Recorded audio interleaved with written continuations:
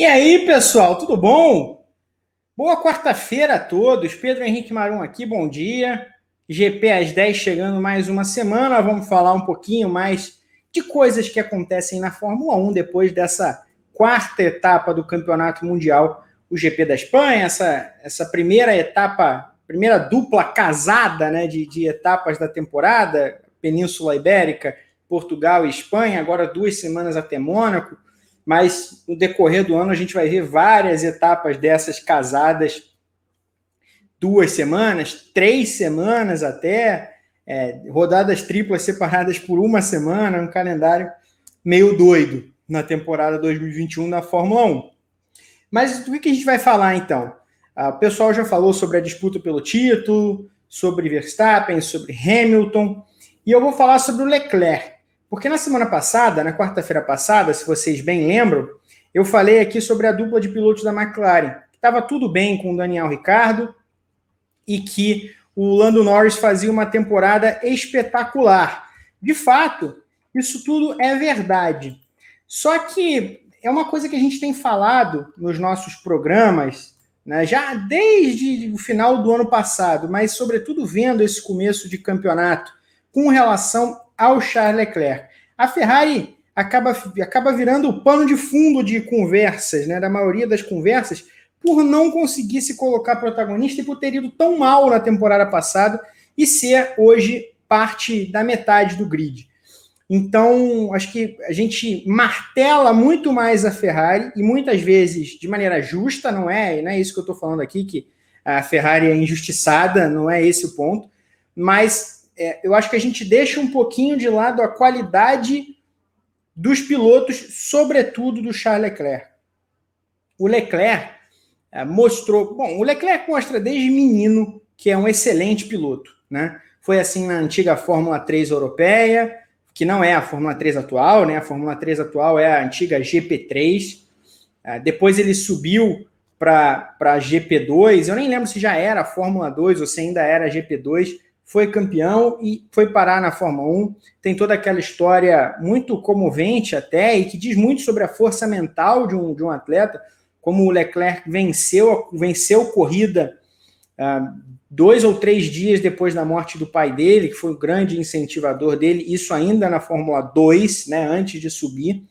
E aí ele ganha essa vaga rapidamente na Sauber, que hoje é a Alfa Romeo, né, mas ainda era a Sauber.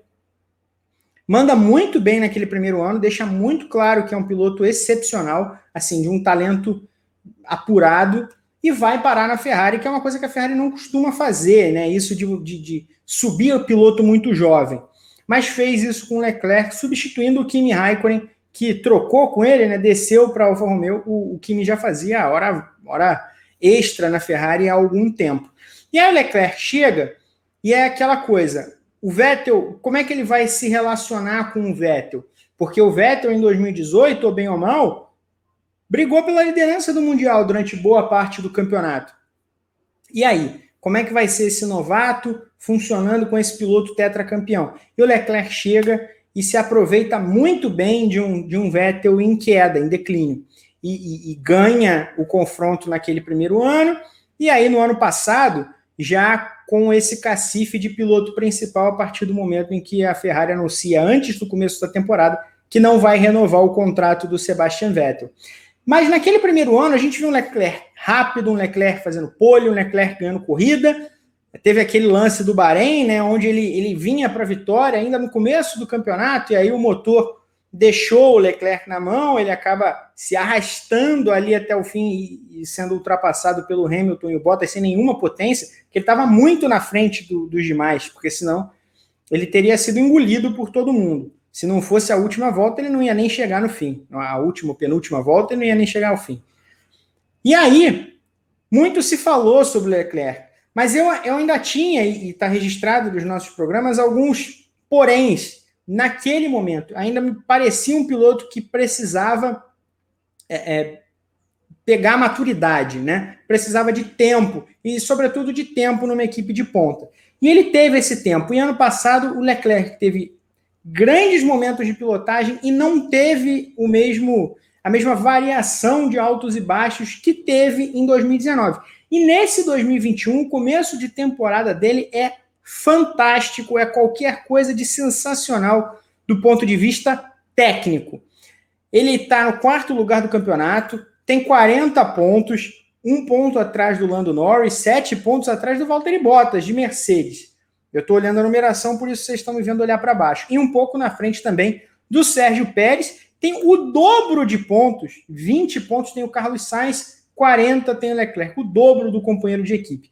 E com tudo aquilo que a gente fala do companheiro de equipe, né, do piloto que está chegando nesse ano de 2021, todos os pilotos que estão chegando em equipes novas precisam desse tempo de pegar o carro, né, de entender o carro, de conseguir pegar a mão mesmo, ter o feeling. Isso está funcionando para todo mundo.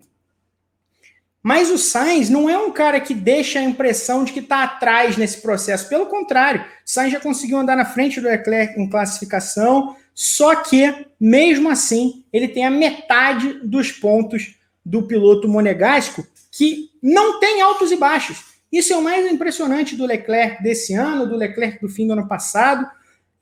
Assim, muito raramente ele tem momentos de erro. Ele teve aquele no Bahrein, ano passado, eu me lembro, que acabou tirando o Max Verstappen da corrida, jogando o Sérgio Pérez para a última posição. O Pérez acabou ganhando aquela corrida depois.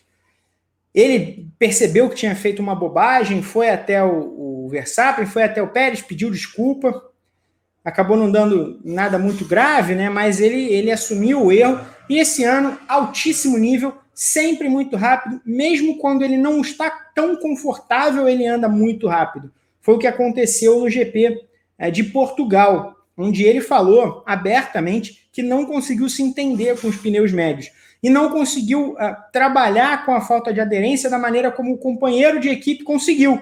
O Sainz andou muito bem e na maior parte daquele fim de semana, o Sainz andou melhor que o Leclerc, mas o resultado final foi que o Leclerc ficou no 6º lugar e o Sainz acabou sofrendo com os pneus no último stint e nem pontuou, saiu da zona de pontos.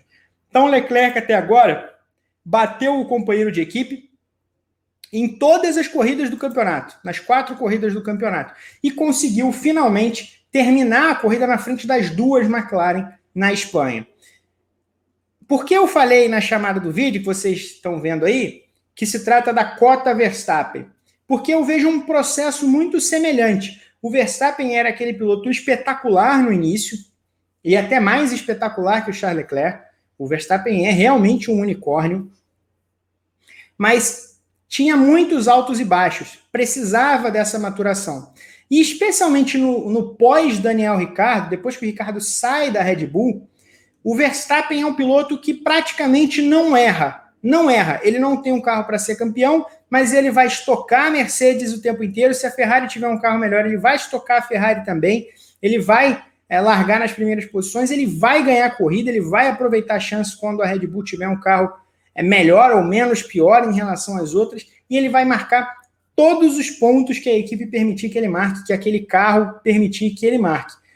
Agora, a situação do Verstappen é outra, ele está uma prateleira acima, brigando diretamente com o Hamilton pelo título mundial. Então, nem o Verstappen está muito na cota Verstappen nesse momento. O Verstappen está tentando aprender um outro passo dessa escalada e está passando por dificuldades. Mas o Leclerc, não. O Leclerc está nesse processo pelo qual o Verstappen passou com muito sucesso. O Leclerc não deixa pontos para trás, né? Muito raramente ele vai deixar pontos para trás. E isso vai ser compensado com os pontos que ele tira a mais do que esse carro poderia entregar, como o 4º lugar do GP da Espanha desse último fim de semana. O crescimento do Leclerc, apesar de ter, repito, ganho corrida, feito pole no primeiro ano dele de Ferrari, para agora, num ano em que a Ferrari não tem possibilidade de fazer isso, e depois de um ano onde a gente já viu o crescimento, onde a Ferrari tinha um carro tenebroso, mostra não só que ele é um piloto muito bom, que ele é um piloto de técnica apuradíssimo, um piloto arrojado, mas que também é um piloto capaz de florescer no caos, de trabalhar muito bem com a equipe, mesmo em momentos de dificuldade. Isso é muito importante para você formatar um conjunto campeão mundial em algum momento na sua carreira. Que você consiga atravessar momentos ruins, aprendendo, pegando, sugando o que você tem de melhor para pegar nesse tipo de situação, entregando para a equipe o melhor que ela pode receber nesse tipo de situação. Então eu vejo o Leclerc em franco crescimento, me convencendo demais desde o ano passado, florescendo em meio ao caos e mostrando que ele é tudo aquilo que se esperava dele. Repito, desde que ele passou a andar de carro, lá por 2015, 2016, nas categorias nas menores categorias, né, nas categorias satélite da Fórmula 1, de monopostos europeus, mais distantes da Fórmula 1. E mesmo não sendo campeão, como não foi no começo na Fórmula 3 europeia, que tinha ali tinha rivais muito mais velhos que ele, né? Se não estou enganado, o Félix Rosenqvist e o Antônio Giovinazzi, que já eram anos e anos mais velhos que ele. Isso faz muita diferença quando você é um adolescente para outros que já são jovens adultos.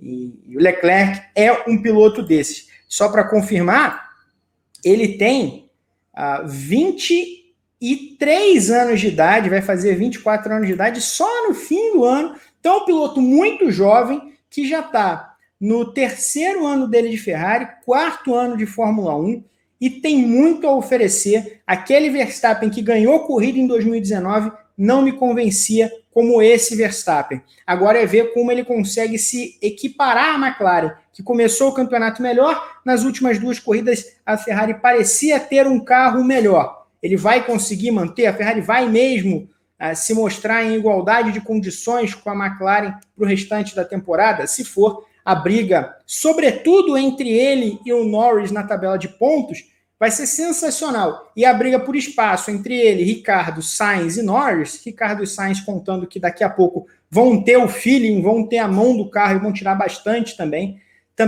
é uma briga muito interessante, é uma disputa que vai ser divertidíssima de assistir. Leclerc vive um momento especial, é mais um dessa nova geração que convence demais na Fórmula 1. Valeu, pessoal? Eu vou ficando por aqui. Espero que vocês acompanhem a nossa programação na GPTV. Tem vídeo hoje à noite, tem vídeo amanhã de manhã. Todos os dias vocês encontram vídeos. Tem live às 13 horas.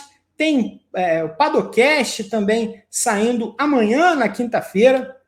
Muito material para vocês todos. Fique aqui, fique no Grande Prêmio. Um grande beijo e até a próxima.